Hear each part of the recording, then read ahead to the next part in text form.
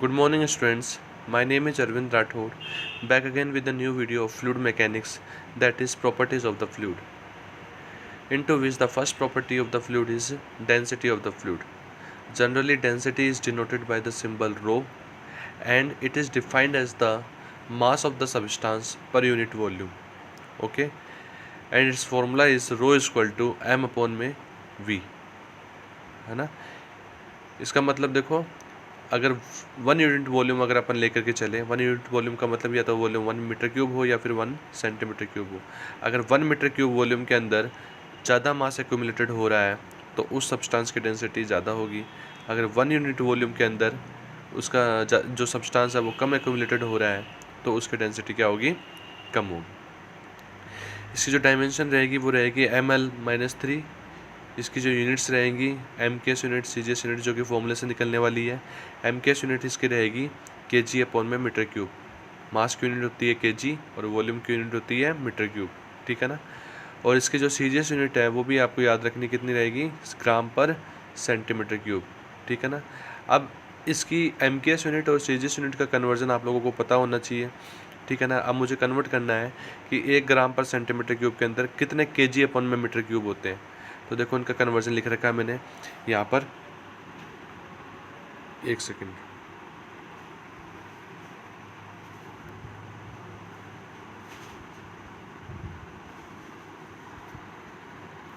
ये देखो 1 ग्राम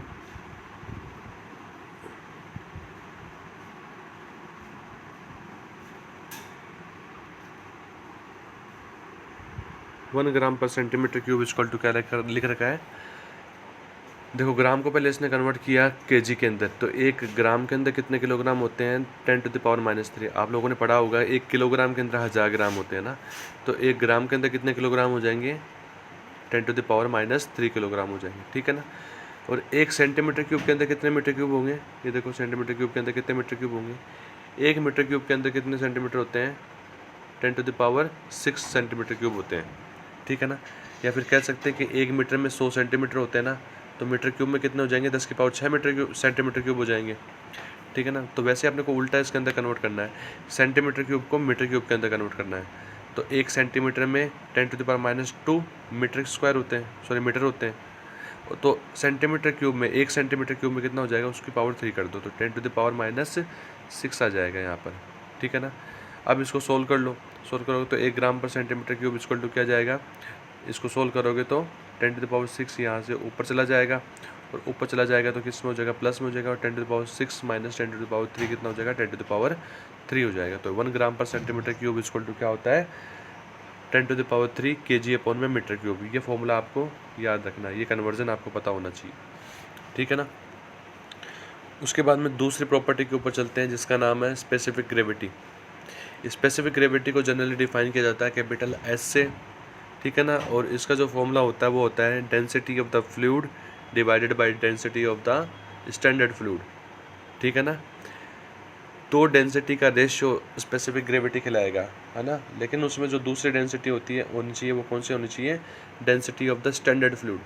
अब स्टैंडर्ड फ्लूइड क्या होता है, आपको पता है कि फ्लूइड 2 टाइप के होते हैं, ठीक है ना।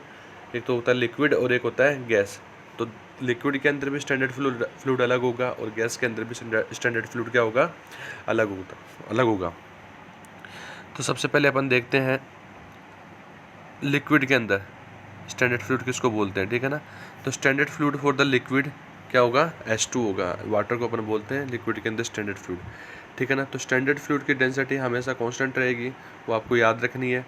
कितनी रहती है उसकी density, ρW equal to 1000 kg upon में मीटर क्यूब, है ना। इसके MKS यूनिट के अंदर इसकी डेंसिटी कितनी रहेगी, 1000 kg अपॉन में मीटर क्यूब। ऐसे standard fluid in the cases of gases क्या कंसिडर करेंगे, एयर को कंसिडर करेंगे। ये जो एयर है ना, इसको अपन स्टैंडर्ड फ्लूइड बोलते हैं गैसेस के केस में। इसकी डेंसिटी भी अपने को याद रखनी है। इसकी डेंसिटी क्या रहेगी, rho air equal to 1.21 kg upon में मीटर क्यूब। ये डाटा आपको याद रखना, स्टैंडर्ड डाटा है, ठीक है ना। और उसके अलावा आपको इसकी मरकरी की डेंसिटी भी पता होनी चाहिए। मरकरी की डेंसिटी क्या होती है, मरकरी आपको पता है किस फॉर्म में पाई जाती है, लिक्विड फॉर्म में जाती है। पहले एक ऐसे मेटल है, इकलौती ऐसे मेटल है जो कि लिक्विड फॉर्म में पाई जाती है। तो density of the mercury equal to क्या होगा 13.6 इंटू 10⁻³ kg में मीटर क्यूब। ठीक है ना। अब अपने को पता है डेंसिटी मरकरी की डेंसिटी कितनी है, इतनी है 13.6 इंटू 10⁻³ और अपने को मरकरी की स्पेसिफिक ग्रेविटी निकालनी है। मरकरी की स्पेसिफिक ग्रेविटी कैसे निकालोगे, इस फॉर्मूले से निकालोगे। इस फॉर्मूले में क्या देखो, S equal to density of the fluid, यहाँ पर अपना फ्लूइड कौन सा है, मरकरी है, जिसकी डेंसिटी अपने को जिसकी स्पेसिफिक ग्रेविटी अपने को निकालनी है। तो यहाँ पर फ्लूइड क्या हो जाएगा, density of the fluid 13.6 into 10⁻³ ये हो जाएगा। ठीक है ना, divided by density of the standard fluid. अब यहाँ पे स्टैंडर्ड फ्लूइड कौन सा लेंगे, पहले पहचानना पड़ेगा मरकरी आता कौन सी कैटेगरी में, लिक्विड में आता है या फिर वो एयर में आता है। तो मैंने आपको बताया था लिक्विड में आता है, तो लिक्विड के केस में स्टैंडर्ड फ्लूइड क्या रहेगा, वाटर रहेगा। ठीक है ना, वाटर की डेंसिटी कितनी होती है 1000 kg/m³। तो इससे इसको डिवाइड कर दो, यहाँ डिवाइड कर दिया मैंने। तो 13.6 इंटू 10⁻³ डिवाइडेड बाई 10⁻³ 10⁻³ से 10⁻³ कैंसिल हो जाएगा, क्या बच जाएगा 13.6। तो यहाँ पर जो स्पेसिफिक ग्रेविटी अपन बोलेंगे मरकरी की वो कितनी हो जाएगी 13.6 हो जाएगी। ठीक है, समझ में आया। और अब अगर अपने को निकालना हो कि मरकरी की डेंसिटी बताओ आप ग्राम पर सेंटीमीटर क्यूब में कितनी होगी, तो ग्राम पर सेंटीमीटर क्यूब के अंदर मैंने आपको क्या बताया था, ये जो फॉर्मूला है, ये जो फॉर्मूला ऊपर वाला फॉर्मूला देखो, इस वाले फॉर्मूले से आप निकाल सकते हो ग्राम पर सेंटीमीटर क्यूब में। ठीक है ना, तो इजीली निकल जाएगा।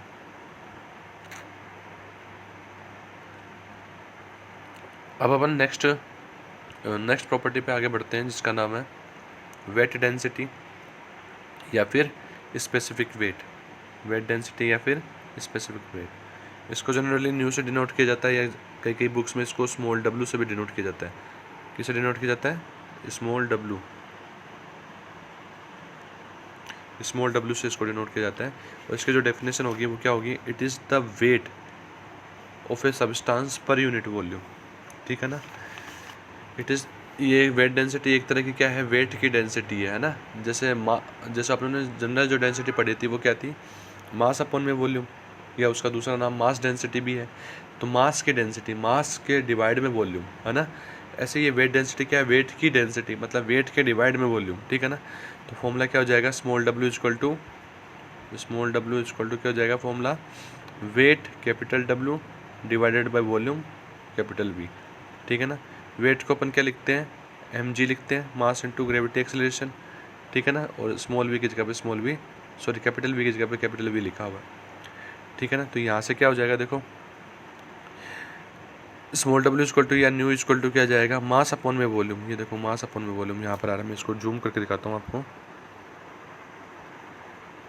ये देखो मास अपॉन में वॉल्यूम, तो मास अपॉन में वॉल्यूम को आप क्या लिख सकते हो, अभी आप पढ़ के आए हो, डेंसिटी लिख सकते हो। तो न्यू इक्वल टू क्या जाएगा, रो इंटू जी। इतना समझ में आया। इसकी डायमेंशन अगर आपसे पूछे तो डायमेंशन आपको पता होनी चाहिए। इसका फॉर्मूला क्या था, small w equal to weight upon में वॉल्यूम था। तो वेट की डायमेंशन होती है m1L1T-2, क्या होती है m1L1T-2, और जो वॉल्यूम की डायमेंशन होती है वो होती है L3। तो इसको आप सोल्व करोगे तो निकल के आएगा ml-2T-2। आया समझ में इतना। उसके बाद में अपन चलते हैं नेक्स्ट प्रॉपर्टी पे, जिसका नाम है रिलेटिव डेंसिटी। रिलेटिव डेंसिटी का फॉर्मूला क्या होगा, जिसकी डेफिनेशन क्या होगी, it is defined as the ratio of two different densities. ठीक है ना, ये भी क्या होती है, दो डिफरेंट डेंसिटीज़ का क्या होगा, रेशियोज होगा। ठीक है ना, तो ratio of the density of substance 1 divided by substance 2। ठीक है ना, लेकिन इसमें रिलेटिव डेंसिटी और स्पेसिफिक ग्रेविटी में डिफरेंस क्या होता है। स्पेसिफिक ग्रेविटी में आप देखोगे तो अपॉन में स्टैंडर्ड फ्लूइड की डेंसिटी दे रखी है ना, और यहाँ पर कोई भी सब्सटेंस लेकर जरूरी नहीं है यहाँ पर स्टैंडर्ड फ्लूइड की डेंसिटी आए। अगर स्टैंडर्ड फ्लूइड की डेंसिटी अपॉन में आ जाती है तो वो किस में चली जाती, स्पेसिफिक ग्रेविटी में चली जाती। लेकिन यहाँ पर स्टैंडर्ड फ्लूइड की डेंसिटी नहीं दे रखी है ना, कोई और सब्सटेंस है जिसकी डेंसिटी दे रखी होगी। तो उन दोनों सब्सटेंस की डेंसिटी में रिलेशन निकालना क्या निकलाता है, रिलेटिव डेंसिटी। समझ में आए। नेक्स्ट टॉपिक है अपना, नेक्स्ट प्रॉपर्टी है कंप्रेसिबिलिटी। कंप्रेसिबिलिटी को जनरली अपन डिफाइन करते हैं बीटा से, डिनोट करते हैं बीटा से। और इसकी डेफिनेशन में देखो, it is the reciprocal of the bulk modulus of the elasticity. Compressibility होगी वो किसका रेसिप्रोकल होगा, बल्क मॉडुलस ऑफ इलास्टिसिटी का। बल्क मॉडुलस ऑफ इलास्टिसिटी होता क्या है वो अभी अपन आगे बढ़ेंगे। एक बार फॉर्मूला देख लो इसका अपन कैपिटल के से डिनोट करते हैं, और तो बीटा का फॉर्मूला क्या हो जाएगा यहाँ पर, बीटा इक्वल टू 1/k, ठीक है ना। अब देखो अपन बल्क मॉडुलस ऑफ इलास्टिसिटी को समझते हैं कि क्या होता है ना। सपोज करो बल्क मॉडुलस ऑफ इलास्टिसिटी को समझने के लिए एक अपनों ने पिस्टन सिलेंडर अरेंजमेंट लिया। क्या लिया है, ये देखो, ये पिस्टन सिलेंडर अरेंजमेंट लिया है ना। ये इसका पिस्टन है, डॉटेड लाइन से मैंने दिखा रखा है, सॉरी डॉटेड लाइन से नहीं, ये जो वर्टिकल लाइन से दिखा रखा नहीं, इसका क्या है, पिस्टन है। इस पिस्टन सिलेंडर अरेंजमेंट के अंदर, इस सिलेंडर के अंदर कोई गैस भरी हुई है, कोई गैस को मैंने क्या कर रखा है, फिल कर रखा है। इसके अंदर गैस को क्या कर रखा है, फिल कर रखा है, जिसका प्रेशर कितना है, P1 है, वॉल्यूम V1 है, और टेम्परेचर कितना है, T1 है, ठीक है ना। इसका वॉल्यूम V दिखा रखा है इसमें, देखो ना। अब जैसे ही मैं इस पिस्टन के ऊपर एक कंप्रेसिव फोर्स अप्लाई करूँगा, ठीक है ना, तो पिस्टन का मूवमेंट किस तरफ होगा, अंदर की तरफ होगा ना। तो पिस्टन की फाइनल पोजीशन आ गई, ये वाली पोजीशन है ना, जो डॉटेड लाइन से मैंने दिखा रखी है। तो इसका मतलब क्या हुआ कि यहाँ पर जो अंदर जो पहले गैस थी, फोर्स अप्लाई करने से पहले उन पे प्रेशर कम लग रहा था। अगर आपने बाहर से एक्सटर्नल प्रेशर और लगा दिया इसके ऊपर, पिस्टन के ऊपर, तो नॉर्मल सी बात है कि पहले जो गैस थी वो ज़्यादा वॉल्यूम के अंदर थी, अब वो कितने वॉल्यूम में रह जाएगी, कम वॉल्यूम के अंदर रह जाएगी, इतने ही वॉल्यूम के अंदर रह जाएगी ना। तो इस वजह से वो ज़्यादा प्रेशराइज फील करेगी, ठीक है ना।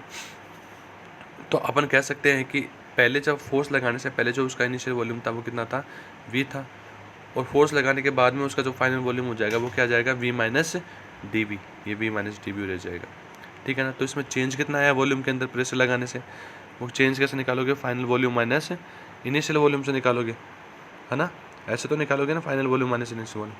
तो चेंज इन वॉल्यूम क्या हो जाएगा, V minus dV minus V। तो मतलब आपको जो चेंज देखने को मिला वो dV देखने को मिला, और वो भी कैसा, उसका नेचर कैसा है, नेगेटिव नेचर है, ठीक है ना। तो चेंज जो आया है वो नेगेटिव चेंज आया है, ठीक है।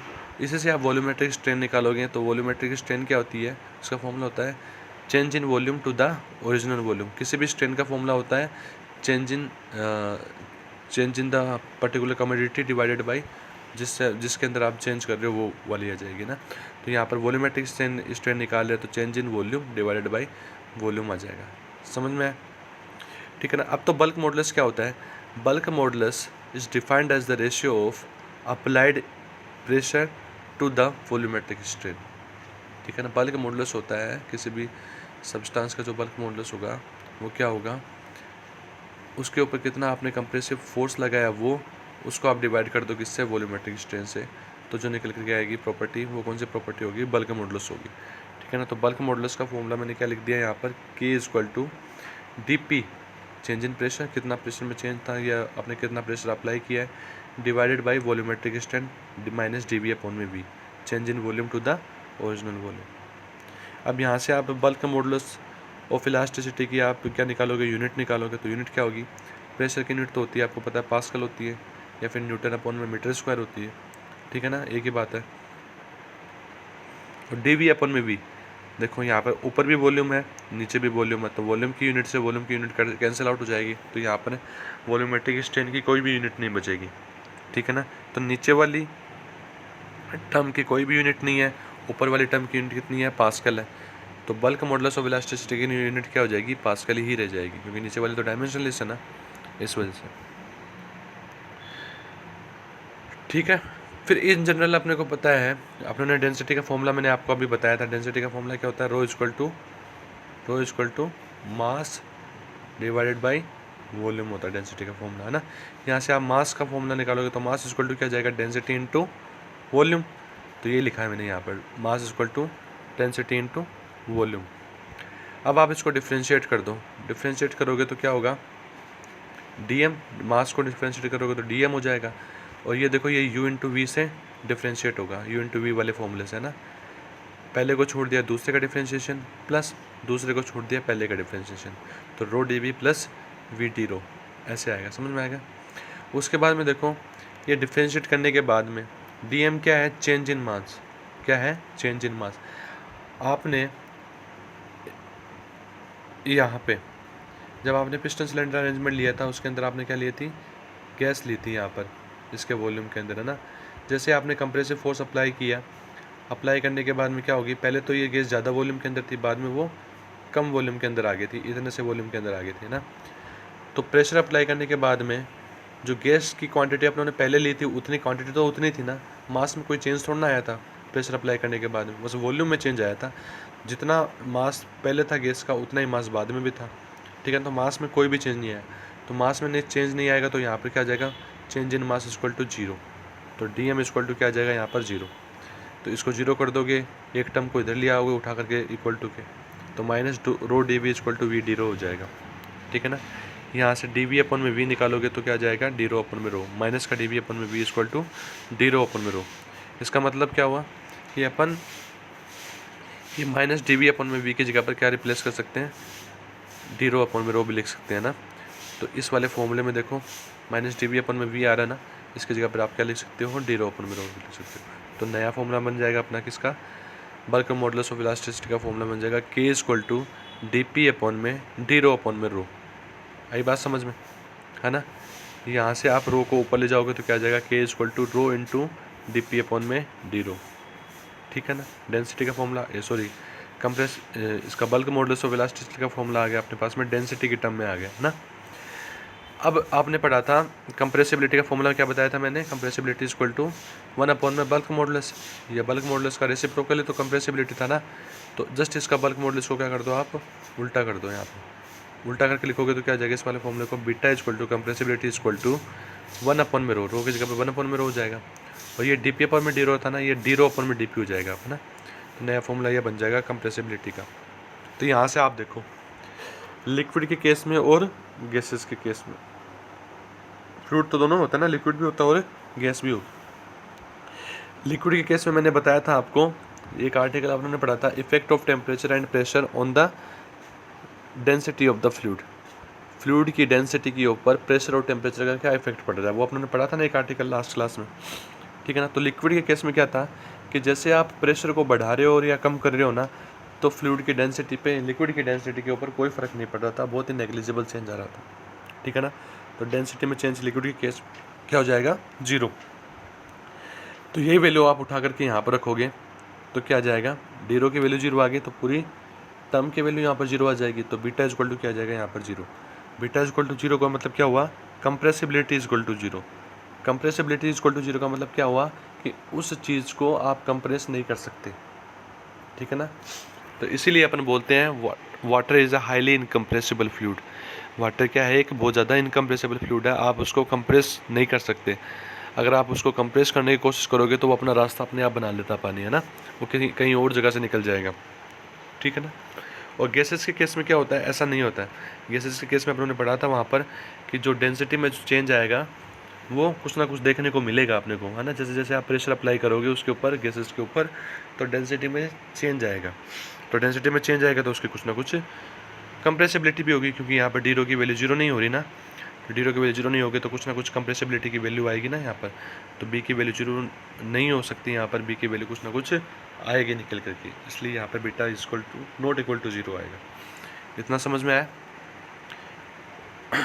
उसके बाद में नेक्स्ट प्रॉपर्टी के ऊपर अपन चलते हैं जिसका नाम है विस्कोसिटी, ठीक है ना। विस्कोसिटी को अपन जनरली डिफाइन करते हैं म्यू से, किससे, म्यू से, म्यू से, ठीक है ना। इसकी डेफिनेशन देखो,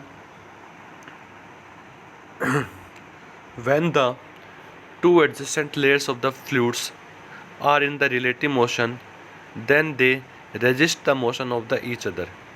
Such a fundamental property of the fluid is known as viscosity.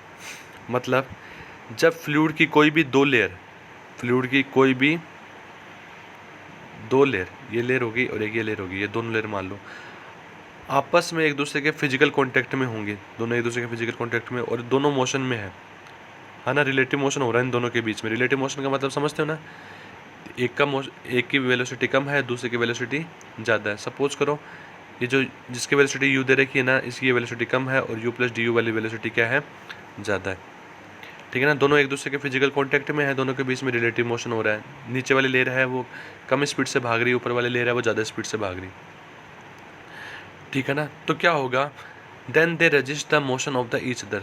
फिर वो क्या करेंगे, एक दूसरे के मोशन को रोकने की कोशिश करेंगे। ठीक है ना। ऊपर वाली जो लेयर होगी वो नीचे वाली लेयर को नहीं भागने देगी, और नीचे वाली लेयर होगी वो ऊपर वाली लेयर को नहीं भागने देगी, मतलब दोनों एक दूसरे के मोशन को क्या करेंगी, रोकने की कोशिश करेंगी। ठीक है ना। तो जिस वजह से वो उन दोनों के मोशन को रोकने की कोशिश कर रही है, उसी प्रॉपर्टी को अपन क्या बोलते हैं, विस्कोसिटी बोलते हैं। क्या बोलते हैं उसको, विस्कोसिटी बोलते हैं। अब ये इन दोनों के बीच में ये मोशन रुक कैसे रहा है, किसकी वजह से रुक रहा है, उसका अपन कारण देख लेते हैं, उसका अपन रीजन देख लेते हैं। ठीक है ना। उसका जो रीजन है कोज ऑफ द विस्कोसिटी वो है इंटरमोलिकुलर फोर्स ऑफ अट्रैक्शन। क्या है, इंटरमोलिकुलर फोर्स ऑफ अट्रैक्शन, मतलब नीचे वाली लेयर और ऊपर वाले लेयर के फ्लूइड पार्टिकल्स हैं, उनके बीच में एक बॉन्ड बना हुआ है। ये देखो, ये जहाँ बॉन्ड बना रखा है, ये बॉन्ड बने हुए हैं, है ना, जिनसे वो एक दूसरे से चिपके हुए हैं। ठीक है ना। वो बॉन्ड है ना, वो उन दोनों के मोशन को क्या कर रहे हैं, रिटार्ड करने की कोशिश कर रहे हैं, रोकने की कोशिश कर रहे हैं। ठीक है ना। तो मेन रीजन क्या है विस्कोसिटी का, इंटरमोलिकुलर फोर्स ऑफ अट्रैक्शन, जिसको अपन क्या बोलेंगे, कोहेसिव फोर्स भी बोलते हैं। क्या बोलते हैं उसको, कोहेसिव फोर्स। ये हिंदी में इसको बोले ससंजक बल। कोहेसिव फोर्स क्या होता है, सेम मॉलिक्यूल्स के बीच में लगने वाले अट्रैक्शन फोर्स को अपन कोहेसिव फोर्स बोलते हैं। और जो दो डिफरेंट मॉलिक्यूल्स के बीच में लगने वाले अट्रैक्शन फोर्स को अपन एडहेसिव फोर्स बोलते हैं। ठीक है ना। तो यहाँ पर सेम मॉलिक्यूल्स हैं, सेम मॉलिक्यूल्स का मतलब क्या होगा, इस ऊपर वाले लेयर में भी वाटर के मॉलिक्यूल्स हैं, नीचे वाले लेयर में भी वाटर के मॉलिक्यूल्स हैं। तो दोनों वाटर के मॉलिक्यूल्स के बीच में लगने वाले अट्रैक्शन फोर्स को अपन क्या बोलेंगे, कोहेसिव फोर्स बोलते हैं। ठीक है ना। तो यहाँ पर जो रीजन है विस्कोसिटी का वो क्या है, कोहेसिव फोर्स ऑफ अट्रैक्शन। ठीक है ना। अब फ्लूइड के केस में अपन विस्कोसिटी अगर अपन पढ़ते हैं, अगर वाटर की विस्कोसिटी और अगर आप एयर की विस्कोसिटी के बीच में कंपैरिजन करें तो डाटा आपको पता होनी चाहिए। ठीक है ना। डाटा क्या है मैं आपको बता रहा हूँ। वाटर की जो विस्कोसिटी होती है वो कितनी होती है, 0.0010 पास्कल इंटू सेकेंड। क्या होती है, 0.0010 पास्कल इंटू सेकेंड। और जो एयर की विस्कोसिटी होती है वो कितनी होती है, 0.000018 पास्कल इंटू सेकेंड। ठीक है ना। जब इनमें कंपैरिजन करेंगे तो लगभग आएगा कि ये 50 से 55 गुना ज़्यादा है वाटर की विस्कोसिटी किससे, एयर की विस्कोसिटी से। ठीक है ना। अब गैसेस के केसेस में अगर अपन देखें, गैसेस के केसेस में कैसे डिफाइन करेंगे डेंसिटी को अपन, रैंडमनेस ऑफ द मॉलिक्यूल्स। ठीक है ना। गैसेस के केस में क्या होता है कि गैसेस के जो मॉलिक्यूल्स होंगे अगर वो जितने ज़्यादा रैंडम होंगे ना, उसकी जो मीन स्क्वायर वेलोसिटी होगी वो क्या होगी, उतनी ही ज़्यादा होगी। ठीक है ना। तो टेम्परेचर अगर अपन जैसे ही बढ़ाएंगे गैसेस का टेम्परेचर बढ़ाओगे तो इस फॉर्मूले से देखो, फॉर्मूला क्या है, VRMS इक्वल टू √3RT/m। तो जैसे आप टेम्परेचर बढ़ाओगे वैसे वैसे इसकी VRMS वेलोसिटी क्या होगी, बढ़ेगी। वेलोसिटी बढ़ेगी तो रेजिस्टेंस बढ़ेगा। रेजिस्टेंस कैसे बढ़ेगा, क्योंकि वो ज़्यादा वेलोसिटी के साथ में पार्टिकल्स ट्रेवल करेंगे, गैसेस के पार्टिकल्स ट्रेवल करेंगे तो एक दूसरे से ज़्यादा टक्कर खाएंगे, उनके बीच में रेजिस्टेंस ज़्यादा होगा। रेजिस्टेंस ज़्यादा होगा तो उस वाले केसेस में जो इनकी विस्कोसिटी है ना, उसकी गैसेस की क्या होगी, बढ़ेगी। क्योंकि विस्कोसिटी किसकी वजह से बढ़ती है, रेजिस्टेंस की वजह से तो बढ़ती है ना। जिन मॉलिक्यूल्स के बीच में रेजिस्टेंस ज़्यादा होगा वहाँ पर उसकी विस्कोसिटी ज़्यादा होगी, है ना। और गैसेस के केस में ये जो रैंडमनेस की वजह से ही है, ये इनका बीच का रेजिस्टेंस क्या होता है, बढ़ता है। रेजिस्टेंस बढ़ने का मेन कारण क्या है, रैंडमनेस ऑफ द मॉलिक्यूल्स। और रैंडमनेस ऑफ द मॉलिक्यूल्स को आप कैसे इंक्रीज कर सकते हो, टेम्परेचर को इंक्रीज करके। ये चीज़ आपको ध्यान में रखनी है। उसके बाद में नेक्स्ट टॉपिक अपना, या नेक्स्ट आप बोल सकते हो प्रॉपर्टी बोल सकते हो, काइनेमेटिक विस्कोसिटी। ठीक है ना। काइनेमेटिक विस्कोसिटी को अपन किससे डिनोट करते हैं, न्यू से। किससे डिनोट करते हैं, न्यू से। इसका फॉर्मूला क्या होगा, kinematic viscosity is defined as the ratio of dynamic viscosity mu to the density of the fluid. बहुत ही ज़्यादा इंपॉर्टेंट फॉर्मूला है, आपको याद रखना है। It is defined as the ratio of dynamic viscosity to the density of the fluid. इन दोनों का जो रेशियो होगा, विस्कोसिटी और डेंसिटी ऑफ द फ्लूइड का रेशियो, ये क्या बोलेगा, काइनेमेटिक विस्कोसिटी बताएगा। एयर और वाटर की काइनेमेटिक विस्कोसिटी में अगर अपन कंपैरिजन करें तो एयर की जो काइनेमेटिक विस्कोसिटी है वो वाटर की काइनेमेटिक विस्कोसिटी से 15 गुना ज़्यादा होती है ना। और जनरल जो विस्कोसिटी अपन पढ़ के आए थे पिछली वाली, उसमें क्या थी, जो उसको अपन डायनेमिक विस्कोसिटी भी बोलते हैं। Dynamic viscosity of the water ज़्यादा थी किसके, एयर से। यहाँ पर काइनेमेटिक विस्कोसिटी की बात करेंगे तो एयर की काइनेमेटिक विस्कोसिटी ज़्यादा होगी किससे, वाटर की काइनेमेटिक विस्कोसिटी से। ठीक है ना। ये आपको पता होना चाहिए। उसके बाद में जो नेक्स्ट टॉपिक अपना वो है शियर स्ट्रेन। क्या है, शियर स्ट्रेन। शियर स्ट्रेन क्या होता है उसको समझने के लिए एक बार देखो आप, यहाँ पर मैंने एक एक्स वाई प्लेन लिया है। क्या लिया मैंने यहाँ पर? एक एक्स वाई प्लेन लिया, ये वाला एक्स वाई प्लेन, ठीक है ना। इस एक्स वाई प्लेन के अंदर मैंने फ्लो को कंसिडर किया है कि फ्लो इस एक्स वाई प्लेन के अंदर हो रहा है, इस पर्टिकुलर प्लेन के अंदर हो रहा है ना, लेयर बाय लेयर।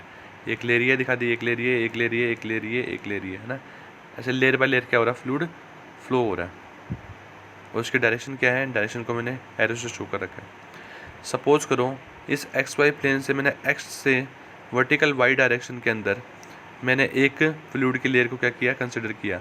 ये देखो जिसकी वेलोसिटी कितनी है? u है, ठीक है ना।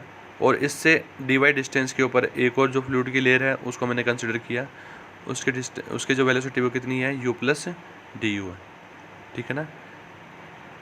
समझ में आ रहा है ना इतना? ठीक है ना। यहाँ देखो सरफेस से मैंने वर्टिकल वाई डायरेक्शन में ऊपर की तरफ कितने डिस्टेंस में? स्मॉल वाई डिस्टेंस के ऊपर मैंने एक फ्लूइड लेयर कंसिडर करी जिसकी वेलोसिटी u है, और उससे और थोड़ी सी ऊपर dy डिस्टेंस के ऊपर मैंने दूसरी लेयर कंसिडर करी जिसकी वेलोसिटी कितनी है? u प्लस डी, ठीक है ना। समझ में आया? अब नॉर्मल सी बात है कि जिस लेयर की वेलोसिटी u है उस लेयर के अंदर बहुत सारे फ्लूइड के पार्टिकल्स होंगे, है ना। उनका एक पार्टिकल मैंने यहाँ पर कंसिडर कर लिया ना, ये मैंने पॉइंट से शो कर रखा है, एक पार्टिकल यहाँ पर कंसिडर कर लिया सपोज। और dy डिस्टेंस के ऊपर वाली लेयर पे भी एक पार्टिकल मैंने कंसिडर कर लिया। तो इससे होगा क्या? अब मैं यहाँ पर ये देखना चाह रहा हूँ कि सपोज करो अभी तो दोनों रेस्ट पोजीशन में है, नीचे वाली लेयर की जो फ्लूइड लेयर की जो वेलोसिटी है वो कम है और ऊपर वाली फ्लूइड लेयर की वेलोसिटी क्या है? वो ज़्यादा है, थोड़ी सी ज़्यादा है ना। डी में चेंज दिखा रखा है मैंने यहाँ पर। तो सपोज करो कि मैं अगर डी टी टाइम इंटरवल की बात करूँ, एक छोटे से टाइम इंटरवल की बात करूँ, कि उस टाइम इंटरवल में नीचे वाले फ्लूइड लेयर का जो पार्टिकल है वो कितने डिस्टेंस कवर करेगा, और उसी सेम टाइम इंटरवल के अंदर ऊपर वाली जो लेयर का जो फ्लूइड पार्टिकल है वो कितनी डिस्टेंस कवर करेगा। देखने से समझ में आ रहा है कि ऊपर वाली लेयर का जो फ्लूइड पार्टिकल है वो ज़्यादा डिस्टेंस कवर करेगा, और नीचे वाली लेयर का जो फ्लूइड पार्टिकल है वो कम डिस्टेंस कवर करेगा, ठीक है ना। तो उसके लिए मैंने यहाँ पर देखो बना रखा है, एक नीचे वाली लेयर का पार्टिकल तो ये मान रखा था मैंने, ऊपर वाली लेयर का पार्टिकल ये मान रखा ऊपर वाला, है ना। ये डी टी टाइम में नीचे वाले लेयर का पार्टिकल कितने डिस्टेंस कवर करेगा? Velocity into time. डिस्टेंस का फॉर्मूला तो ये होता है ना, वेलोसिटी इंटू टाइम। तो D U into D T, sorry U into D T आ जाएगा ना। ऐसे ऊपर वाली लेयर का जो फ्लूइड पार्टिकल है वो कितने डिस्टेंस कवर करेगा? उसकी velocity multiply by time interval, है ना। ऊपर वाली लेयर का जो फ्लूइड पार्टिकल है उसकी वेलोसिटी कितनी है? u प्लस डी यू, और टाइम कितना है? D T. तो u plus D you bracket में इंटू डी टी, इसको आप सोल्व करोगे तो क्या आएगा? u D T plus D U D T, मतलब ये extra D U D T distance ज़्यादा कवर कर जाएगा नीचे वाले से, है ना। समझ में आ रहा है ना इतना? ठीक है ना। तो डी टी टाइम इंटरवल में छोटा वाला पार्टिकल, नीचे वाला जो फ्लूइड पार्टिकल है ना वो यहाँ पर रहेगा, और ऊपर वाला फ्लूइड पार्टिकल है वो यहाँ से यहाँ पहुँच जाएगा, यहाँ पर पहुँच जाएगा ना। तो इन दोनों के बीच में मैं अगर एंगल निकालना चाहूँ, सपोज करिए, तो मैंने एक वर्टिकल लाइन से इसको मैंने क्या कर दिया? रिप्रेजेंट कर दिया। और ये इससे कितने एंगल पे है? कितने एंगल पे? ये एंगल कितना है? यहाँ पर डी थीटा मैंने मान लिया, ठीक है ना। और ये जो डिस्टेंस थी वो कितनी थी? D U into D T थी। ये एक राइट एंगल ट्रायंगल बन गया।